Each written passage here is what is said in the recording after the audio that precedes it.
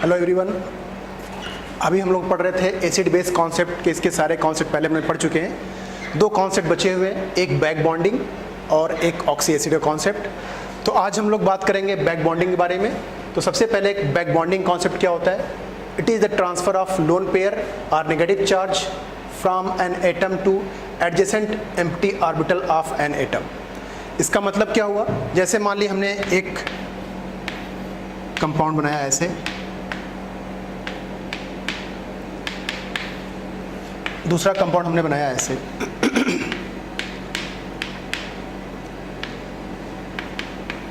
ठीक है, तो अब देखिए इसमें क्या हो रहा है कि एक एटम ऐसा जिसके पास लोन पेयर है और इसकी ऑक्टेट कंप्लीट है और यहाँ पे एक पॉजिटिव चार्ज लगा हुआ है, और एक एटम यहाँ पे है, ऑक्सीजन यहाँ पे भी है, इसका भी ऑक्टेट यहाँ कंप्लीट है और उसके बगल में पॉजिटिव चार्ज लगा हुआ है।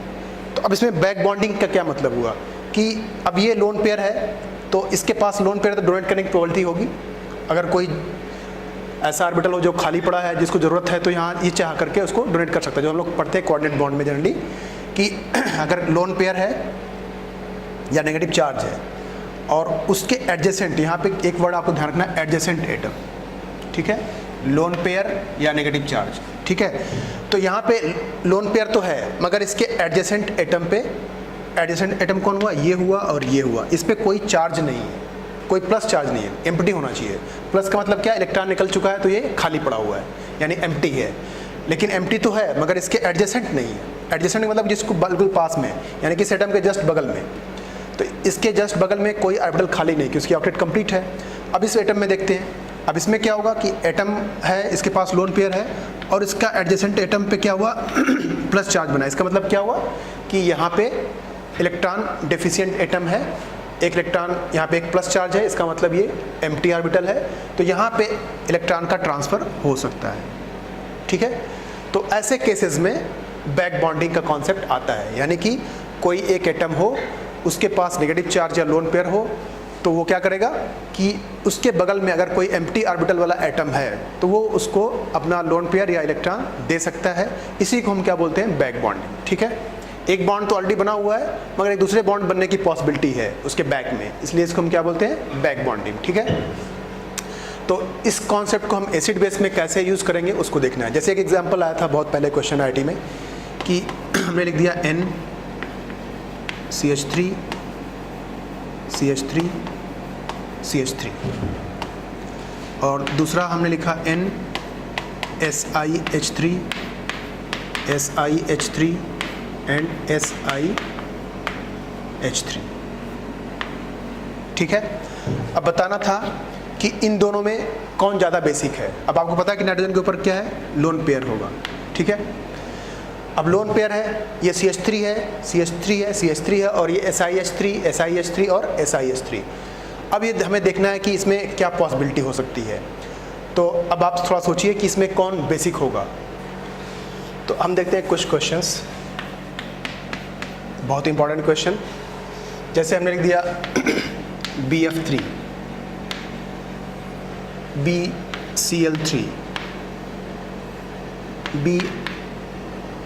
BR3 and BI3। अब इसमें हम पूछ रहे हैं कि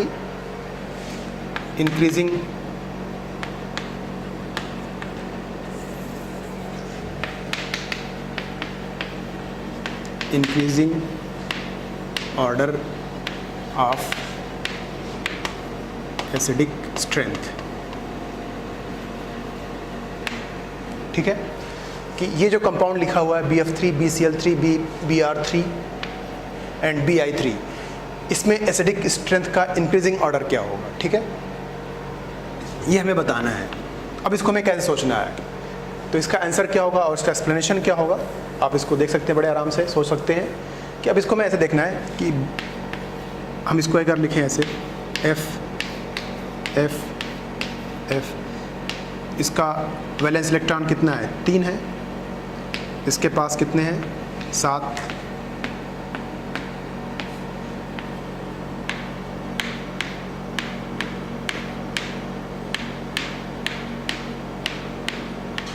ठीक है, तो बोरान के पास टोटल कितने हो जाएंगे अगर हम सब काउंट कर लेंगे तो 6 इलेक्ट्रॉन होंगे। और हम फ्लोरीन की बात करेंगे तो सभी फ्लोरीन का कितना हो जाएगा 8 इलेक्ट्रॉन। 7 ये थे और एक और आ गया तो कितना हो गया 8 इलेक्ट्रॉन। यानी इसका मतलब क्या हुआ कि फ्लोरीन की ऑक्टेट कंप्लीट है मगर बोरान की ऑक्टेट कंप्लीट नहीं है।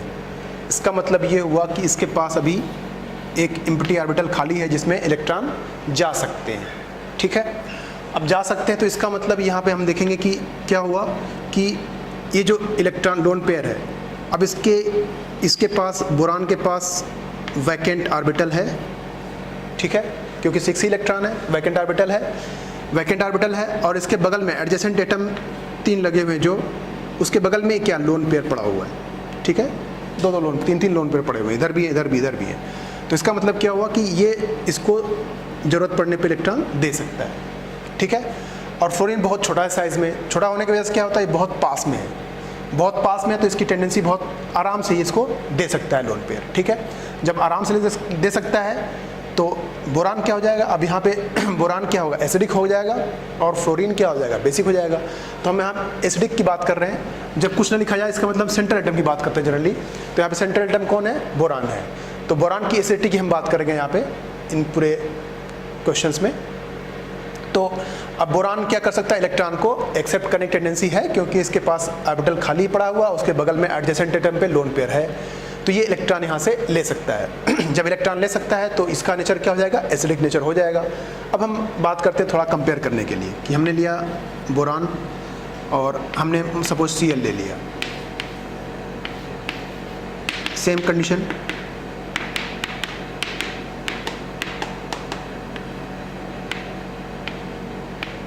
यहाँ भी वैकेंट ऑर्बिटल होगा। तो बोरान तो 6 इलेक्ट्रॉन है, इसके भी 8 इलेक्ट्रॉन होंगे टोटल। लेकिन अब ये कि Cl का साइज़ बड़ा होता है, Cl का साइज़ बड़ा होने से क्या हुआ कि ये डिस्टेंस बढ़ गई। तो अब यहाँ पे भी इलेक्ट्रॉन जा सकता है ये इसके पास, लेकिन इसके बीच में डिस्टेंस बढ़ गई। तो अब यहाँ पे इसको एक्सेप्ट करने की टेंडेंसी थोड़ा सा क्या होगी, कम हो जाएगी क्योंकि इसकी दूरी बढ़ गई। जितना ईजिली यहाँ पे इलेक्ट्रॉन आ सकता है बोरान में, उससे थोड़ा कम ईजिली यहाँ पे आएगा। सिमिलरली ब्रोमीन और बड़ा हो जाएगा तो वहाँ पे इलेक्ट्रॉन बोरान में आना थोड़ा और मुश्किल होगा। आयोडीन में आकर के क्या होगा, थोड़ा और मुश्किल होगा। ठीक है, तो इसका मतलब क्या हुआ कि जैसे जैसे डिस्टेंस बढ़ रहा है तो इलेक्ट्रॉन को एक्सेप्ट करने की टेंडेंसी क्या हो रही है, घट रही है क्योंकि डिस्टेंस बढ़ता जा रहा है। तो और लेविस एसिड क्या कहलाता है, लेविस एसिड आपने पढ़ा है पहले भी, Lewis acid lone pair acceptor और लेविस एसिड। ठीक है, तो लेविस एसिड का मतलब क्या, लोन पेयर एक्सेप्टर्स और लेविस एसिड। तो एक्सेप्ट करने की टेंडेंसी कहाँ, बाहर से। मतलब क्या हुआ कि फ्लोरीन का कंपाउंड तो इसके अंदर ही है, क्लोरीन का कंपाउंड तो इसके अंदर ही है, ब्रोमीन कंपाउंड इसके अंदर ही है, आयोडीन का कंपाउंड इसके अंदर ही है।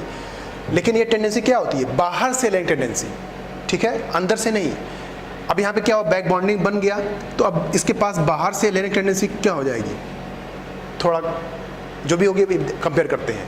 तो यहाँ पे लोन पेयर बाहर से आना है यहाँ की इसके पास, तो इसकी ज़रूरत तो इसके पास से ही पूरी हो रही है लगभग, तो बाहर से टेंडेंसी थोड़ा क्या होगी, कम होगी। अब यहाँ पे क्या हुआ, जब हमने आए क्लोरीन के पास, अब क्लोरीन के पास क्या, ये क्लोरीन दूर हो गया, और जब दूर हो गया तो क्या हुआ कि इसका लोन पेयर थोड़ा मुश्किल से यहाँ पहुँचेगा, तो बाहर से लेने की टेंडेंसी इसकी थोड़ा क्या हो जाएगी, बढ़ जाएगी। यहाँ से बाहर से लेने की टेंडेंसी थोड़ा बढ़ जाएगी। सिमिलरली ब्रोमीन और दूर हो जाएगा तो अंदर के मॉलिक्यूल यानी कि ब्रोमीन से लोन पेयर लेने की टेंडेंसी क्या हो जाएगी, इसकी और कम हो जाएगी, और बाहर से लेने की टेंडेंसी क्या हो जाएगी, बढ़ जाएगी। यहाँ पे जाएंगे तो आयोडीन और दूर चला जाएगा, तो यहाँ से लेने की टेंडेंसी क्या हो जाएगी, बहुत ज़्यादा कम हो जाएगी। यहाँ से आने की टेंडेंसी क्या हो जाएगी, बढ़ जाएगी। तो इसका मतलब क्या हुआ कि बाहर से लेने की टेंडेंसी क्या हो रही है, यहाँ पे बाहर से टेंडेंसी क्या है, कम है, बाहर से टेंडेंसी थोड़ा ज़्यादा हो गई, यहाँ और ज़्यादा हो गई और ज़्यादा हो गई। तो जितना ज़्यादा बाहर से टेंडेंसी बढ़ती जाएगी उसका एसिडिक नेचर क्या होगा, बढ़ता जाएगा। इसका मतलब क्या हुआ, ये सबसे कम एसिडिक, फिर ये सबसे कम, फिर ये सबसे कम। तो इस तरह से हम इस क्वेश्चन को एक्सप्लेन करेंगे कि इसका बैक बॉन्डिंग की वजह से एसिड बेस का ऑर्डर कैसे रहा। तो इस क्वेश्चन को हमने देखा कैसे कि सबसे पहले हम क्या करेंगे, एक बार फिर से देखते हैं इसको कि हमने क्या किया, बोरान लिया। अब बोरान को पता है कि उसमें 6 इलेक्ट्रॉन होते हैं वैलेंस इलेक्ट्रॉन, ठीक है। 6 इलेक्ट्रॉन, इसकी ऑक्टेट कंप्लीट नहीं है, इसका मतलब क्या हुआ कि इसका ऑर्बिटल खाली पड़ा हुआ है जो हमने बनाया है यहाँ पे। अब इसके बगल में फ्लोरीन लगा दिया हमने 3, क्लोरीन लगा दिया, ब्रोमीन लगा दिया, आयोडीन लगा दिया। तो अब हम यहाँ देख रहे हैं क्या कि फ्लोरीन बहुत छोटा है साइज़ में, बहुत छोटा साइज़ में, इसका मतलब कि इसके बिल्कुल पास में रहेगा। बिल्कुल पास में रहेगा तो इसको लेना क्या होता है, बहुत आसान होगा। जैसे मान लिया कि आप पढ़ाई कर रहे हैं, ठीक है, आपके जस्ट बगल में पेन रखी है, आपने जब जरूरत पड़ी उठा लिया, लेकिन अगर वही पेन थोड़ा दूर रखा हुआ हो तो क्या करेंगे, थोड़ा जाने में आपको टाइम लगेगा, लाने में टाइम लगेगा, तो आप थोड़ा आलस भी करेंगे। तो वही चीज़ है कि जब पास में ही हो तो वहाँ पे लेना आसान होता है, जब इसको लेना आसान है तो बाहर से लेने की टेंडेंसी क्या हो जाएगी, कम हो जाएगी। अब यहाँ पे क्या है कि इसके कंपाउंड के लेने से टेंडेंसी थोड़ा सा कम हो गई, क्यों, क्योंकि दूर हो गया, साइज़ बड़ा है तो डिस्टेंस बढ़ गई, तो अंदर से लेने की टेंडेंसी क्या होगी, थोड़ा कम होगी, तो बाहर से लेने की टेंडेंसी क्या हो जाएगी, बढ़ जाएगी। तो वैसे ही सिमिलरली बाहर से लेने की टेंडेंसी क्या हो रही है, बढ़ती जा रही है, तो इसका एसिडिक नेचर भी क्या होगा, बढ़ता जाएगा, ठीक है। अब एक क्वेश्चन और करते हैं हम लोग, इसको नोट कर लीजिए आप लोग।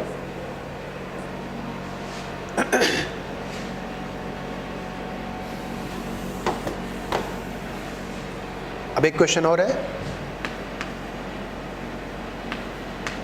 BeF2 BeCl2 BeBr2 BeI2। इसका भी आपको बताना है, same question, increasing order of acidic strength. तो आप देखिए इसका आंसर क्या होगा। अब यहाँ पे आप ऐसे भी देख सकते हैं कि BF, यहाँ भी क्या होगा, ऑर्बिटल खाली पड़े होंगे, बी में खाली पड़े होंगे, तो यहाँ पे क्या होगा, लोन पेयर, वही सेम कंडीशन सबकी, यहाँ पे 3 के बजाय दो ही एटम लगे हुए हैं। तो इसी तरह से हम इसको सेम तरीके से एक्सप्लेन करेंगे, तो इसका भी क्या हो जाएगा आंसर, ये हो जाएगा। तो ये दोनों क्वेश्चंस बहुत इंपॉर्टेंट है, खास करके नीट के लिए और आईटी के लिए भी, ठीक है। तो इसको आप लोग नोट कर लेंगे और समझ लेंगे। अगर नहीं समझ में आ रहा तो आप मेरे से कमेंट बॉक्स में पूछ सकते हैं कि सर इसको फिर से बताइए, या आपको नहीं समझ में आएगा तो मैं अलग से बता दूंगा, ठीक है। तो इसको आप लोग नोट करिए, ठीक। अब हम लोग आगे वाले फैक्टर्स पढ़ेंगे ऑक्सी एसिड के बारे में। ऑक्सी एसिड्स या ऑक्सो एसिड्स। अब ये क्या चीज़ होता है, इसके बारे में जानते हैं कि ऑक्सी एसिड्स या ऑक्सो एसिड्स क्या होते हैं, इसको जानना है पहले। बहुत इंपॉर्टेंट कॉन्सेप्ट है ये, पी ब्लॉक में बहुत इंपॉर्टेंट है, मगर हम वहाँ उससे कुछ जो एसिड बेस वाला कॉन्सेप्ट को बस हम पार्ट यहाँ पे ले आएंगे। बाकी हम लोग ऑक्सी एसिड के बारे में बहुत डिटेल में पढ़ेंगे आगे चल के पी ब्लॉक में, ठीक है। तो अब ऑक्सी एसिड या ऑक्सो एसिड होता क्या है, सबसे पहली बात तो यही आती है। तो हम देखते हैं कि ऑक्सी एसिड या ऑक्सो एसिड में क्या होता है। नाम से लग रहा है ऑक्सी या ऑक्सो मतलब एक ऑक्सीजन होगा, ठीक है, एक एटलीस्ट ऑक्सीजन होगा, और उसके साथ एसिड है तो एक जनरली हम मान लेते हैं कि हाइड्रोजन लगा होना चाहिए। किससे लगा होना चाहिए, ऑक्सीजन से, यानी कि एक ऑक्सीजन होना चाहिए, और एसिड है तो एक हाइड्रोजन होना चाहिए, ठीक है। और ऑक्सी एसिड किसी एलिमेंट का होता है, ठीक है। अब किसी एलिमेंट का मतलब क्या, हमने मान लिया कि हमारे पास कोई सेंट्रल एटम है, ठीक है, एक सेंट्रल एटम, इसको हम क्या बोलेंगे, सेंट्रल एटम। तो ऑक्सी एसिड किसी सेंट्रल एटम का होगा, ठीक है। तो यानी कि एक सेंट्रल एटम होना चाहिए, ऑक्सीजन होना चाहिए और हाइड्रोजन होना चाहिए, एटलीस्ट एक ऑक्सीजन, एक हाइड्रोजन और एक सेंट्रल एटम होना चाहिए। तो ऐसे कॉम्बिनेशन को हम क्या बोलेंगे, ऑक्सी एसिड बोलेंगे। अब ये सेंट्रल एटम कई तरीके से हो सकते हैं, जैसे बोरान हो गया, नाइट्रोजन हो गया, या हम ले सकते हैं कार्बन हो गया, सिलिकॉन हो गया, फास्फोरस हो गया, क्लोरीन हो गया, ठीक है। तो ये सारे क्या करते हैं, ये ऑक्सी एसिड्स बनाते हैं। तो इसमें कार्बन, सिलिकॉन, फास्फोरस, क्लोरीन, इनके ऑक्सी एसिड्स हम लोग पढ़ेंगे। ये सभी बहुत इंपॉर्टेंट है। जब हम पी ब्लॉक पढ़ेंगे तो बोरान के ऑक्सी एसिड्स पढ़ेंगे, नाइट्रोजन के पढ़ेंगे, कार्बन के पढ़ेंगे, सिलिकॉन के पढ़ेंगे, फास्फोरस के पढ़ेंगे, क्लोरीन के भी पढ़ेंगे। ये बहुत इंपॉर्टेंट कंपाउंड्स हैं, ठीक है, इनके पढ़ना ही पड़ेगा, इसके क्वेश्चंस बहुत आते हैं, ठीक। तो ये हमारे पास हो गया कि सेंट्रल एटम होना चाहिए। तो ये क्या, ये जनरली sp2 हाइब्रिडाइज होते हैं और ये जनरली sp3 हाइब्रिडाइज होते हैं, ठीक है। तो एक सेंट्रल एटम होना चाहिए, एक एटलीस्ट हाइड्रोजन होना चाहिए और एक एटलीस्ट ऑक्सीजन होना चाहिए।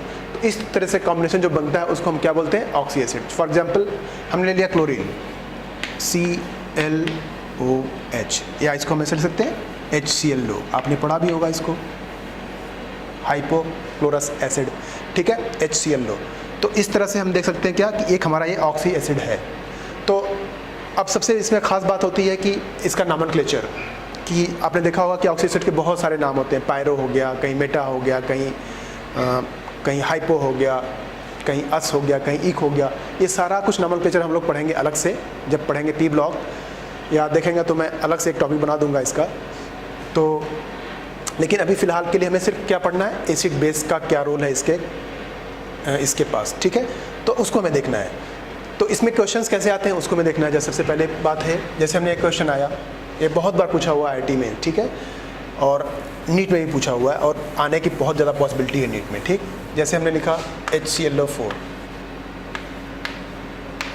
HClO3,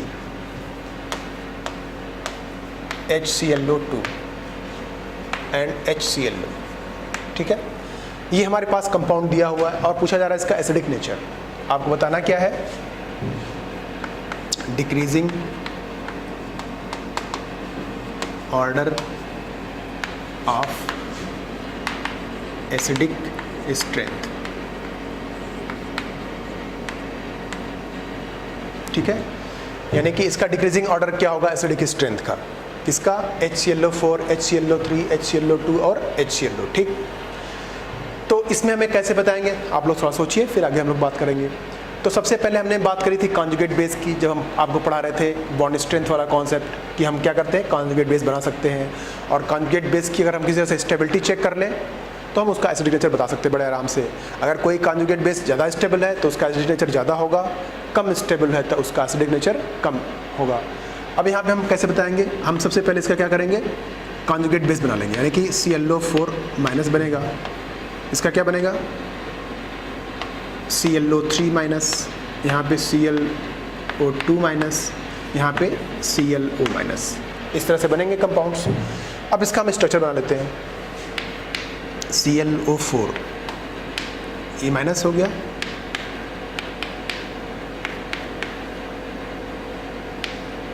ये, ठीक है। इसका स्ट्रक्चर बना सकते हैं ClO माइनस, ClO3 माइनस, ये हो जाएगा ClO2 माइनस, और ये ClO माइनस। ये हमारे कंपाउंड्स बन गए तीनों चारों, ठीक है। अब हमें देखना है कि इस कॉन्जुगेट बेस जो बना इसकी स्टेबिलिटी हम कैसे चेक करेंगे। अब आप सोच सकते हैं, अब सबसे बात क्या है पहले कि ये सभी क्या है, sp3 हाइब्रिडाइज Cl है, ये भी sp3 हाइब्रिडाइज है,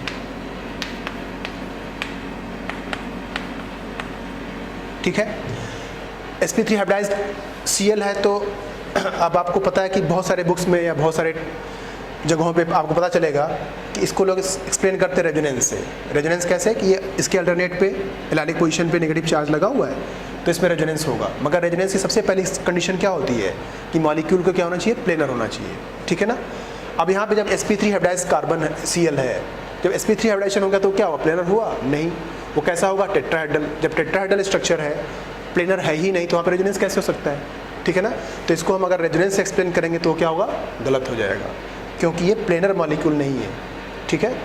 ये कैसा है, टेट्राहेड्रल है। टेट्राहेड्रल मॉलिक्यूल प्लेनर होते ही नहीं है, जब प्लेनर होंगे ही नहीं तो उसमें रेजोनेंस की पॉसिबिलिटी नहीं होगी। जब रेजोनेंस नहीं हो रही है तो हम स्टेबिलिटी फिर कैसे चेक करेंगे, तो आपको पता होगा इंडक्टिव इफेक्ट कह सकते हैं या इलेक्ट्रोनेगेटिविटी। अब आपको पता है कि इस नेगेटिव चार्ज को, अब यहाँ पे तीन ऑक्सीजन लगे हुए हैं, क्लोरीन तो सब में कॉमन है, लेकिन ऑक्सीजन क्या हो रहा है, वेरी हो रहा है। यहाँ पे 3 ऑक्सीजन, यहाँ पे 2 ऑक्सीजन, यहाँ पे 1 ही ऑक्सीजन, यहाँ पे कोई ऑक्सीजन नहीं है। अब इसको क्या करेंगे, ये वाला ऑक्सीजन, ये वाला तीनों क्या करेंगे, इसको खींचेंगे अपनी तरफ। जो शेयर्ड इलेक्ट्रॉन होगा, शेयर्ड इलेक्ट्रॉन को ये भी खींच रहा है, ये भी खींच रहा है, ये भी खींच रहा है। जब तीनों खींच रहे हैं, इसके पास क्या हुआ, positive charge, partial positive charge इसके ऊपर जनरेट हो जाएगा, ठीक है। क्योंकि ये तीनों खींच रहे हैं, ये भी खींच रहा है अपनी तरफ, ये भी खींच रहा है और ये भी खींच रहा है। 3 खींच रहे हैं तो हमने मान लिया कि 3 positive charge, partial positive charge, इसको हम बोलते हैं पार्शियल, बिल्कुल माइन्यूट सा। ये तो हो गया रियल चार्ज, मगर ये पार्शियल चार्ज है जो हमें इसके मूवमेंट से दिख रहा है। यानी जो शेयर्ड इलेक्ट्रॉन है थोड़ा सा इधर पुश हुआ तो क्या हुआ, इस पर पार्शियल प्लस चार्ज डेवलप हुआ और इधर पार्शियल नेगेटिव चार्ज डेवलप होगा। उसको हमें दिखाने की जरूरत नहीं है, बस हमें क्योंकि इससे मतलब है, तो यहाँ पे प्लस चार्ज जनरेट होगा। सिमिलरली यहाँ पे सिर्फ क्या, ये वाला ऑक्सीजन और ये वाला ऑक्सीजन क्या करेंगे, पॉजिटिव चार्ज क्रिएट करेंगे। ठीक है, इस पर तो हम चेक ही कर रहे हैं, बचा 2, तो इन दोनों की वजह से क्या हुआ, यहाँ पे प्लस चार्ज जनरेट होगा। यहाँ पे क्या होगा, सिर्फ एक ही प्लस चार्ज जनरेट होगा। अब यहाँ पे कोई जनरेट करने वाला नहीं है। तो अब आप देख सकते हैं कि किसमें चार्ज कम हुआ, इसमें हुआ कि इसमें हुआ कि इसमें कि उसमें।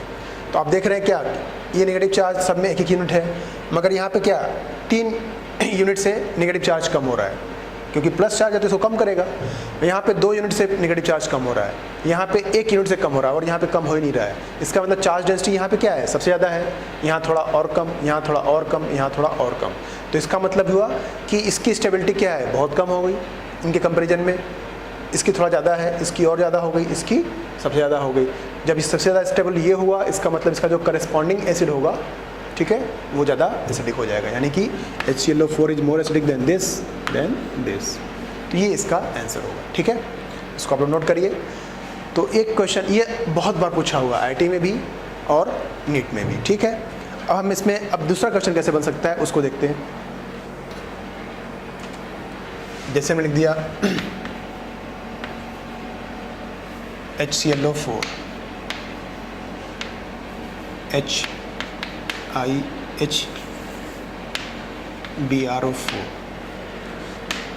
HiO4। अब इसका हमें बताना है क्या, एसिडिक स्ट्रेंथ। ठीक है, अब कैसे बताएंगे इसको। अब इसमें भी क्या करना है, हमें वही करना है, ClO4 माइनस कर लेंगे, BrO4 माइनस, IO4 माइनस। तो इसका स्ट्रक्चर कैसे होगा, Cl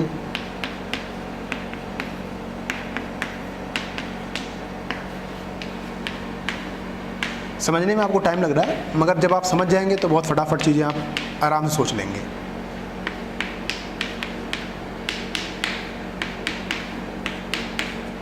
आपको पता है कि sp3 hybridise chlorine bromine iodine तीनों sp3 हैं, टेट्राहेड्रल रेजोनेंस पॉसिबल नहीं है। तो यहाँ पे मैं इंडक्टिव या इलेक्ट्रोनेगेटिव से आप समझ सकते हैं कि यहाँ पे क्या हो रहा है कि अब यहाँ पे तीनों में ऑक्सीजन सेम हो गया, मगर यहाँ पे सेंटर एटम वेरी कर रहा है। तो आपको पता है कि क्लोरीन की सबसे ज़्यादा इलेक्ट्रोनेगेटिविटी है इन तीनों में, फिर इसकी है, फिर इसकी है। तो इसकी इलेक्ट्रोनेगेटिविटी ज़्यादा है तो ये ज़्यादा अपनी तरफ खींचेगा, यानी कि इसके पास प्लस चार्ज ज़्यादा जनरेट होगा। ठीक है, इसके पास जो प्लस चार्ज होगा थोड़ा कम जनरेट होगा, यहाँ पे बिल्कुल ही कम जनरेट होगा। यानी कि प्लस चार्ज की यहाँ पे जनरेशन ज़्यादा होगा, क्योंकि क्लोरीन की इलेक्ट्रोनेगेटिविटी ज़्यादा है तो ज़्यादा खींचेगा अपनी तरफ, तो यहाँ पे पार्शियल चार्ज ज़्यादा आएगा, यहाँ पे थोड़ा कम आएगा, यहाँ पे और कम आएगा। यानी कि यहाँ पे चार्ज डेंसिटी क्या हो गई, ज़्यादा कम हुई, यानी चार्ज डेंसिटी यहाँ पे कम है तो स्टेबिलिटी ज़्यादा है। तो इसका मतलब क्या होगा कि ये ज़्यादा एसिडिक होगा, फिर ये होगा। ठीक है, तो इस तरह से हमें ऐसे क्वेश्चंस को देखना है कि कैसे काम होता है और कैसे कैसे क्वेश्चंस आते हैं। तो ये हो गया आपका ऑक्सी एसिड्स के बारे में इतना ढेर सारी चीज़ें। तो इसको आप लोग देखेंगे और सॉल्व करेंगे। तो आज इतना रहने